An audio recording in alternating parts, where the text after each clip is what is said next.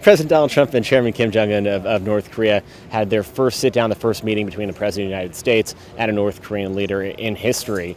And they signed a document. It took us a little while to figure out what was in it, but it does include some very vague and broad promises on the part of both governments from the United States to protect the North Korean government and the North Korean regime, and on the part of the North Korean government to begin its process of denuclearization. There are a lot of unknowns here, both what does denuclearization mean, what do these protections mean, and all of the other unintended questions that come from a summit like this. There's so much really to be worked out that we don't know yet. Well, we know that Secretary of State Mike Pompeo and senior North Korean officials will be meeting as soon as next week to begin hammering out some of those details. That's really where today, the legacy of today will be written. It'll be in those details. What is the follow-through on denuclearization? What is the follow-through on protections from the United States for the North Korean government? We don't know the answers to those things yet. What are those? What will that entail? What will it take to get there? Well, certainly there is room for both sides here to declare a victory.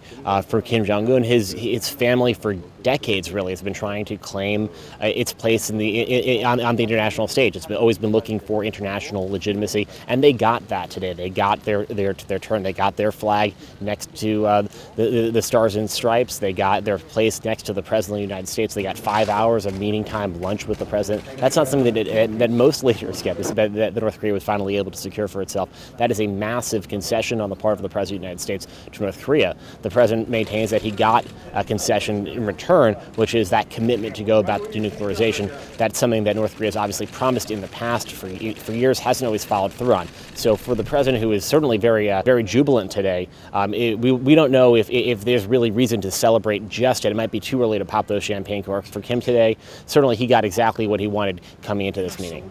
Hey, we've seen this from President Donald Trump over the years when he talks about foreign leaders. Certainly as he's been president, he's not shy about praising those who have really abysmal human rights records, abysmal records generally on issues like that. If he believes that there's a plus side, either for him personally or for the United States, his advisors describe that as part of his commitment to being America first. That doesn't necessarily mean promotion of human rights is in the American interest. For the president to praise him is certainly the sort of thing that you would not see previous American presidents do. Does raise eyebrows, but that's how the White House couches it. This is part of the negotiating strategy with Kim Jong Un.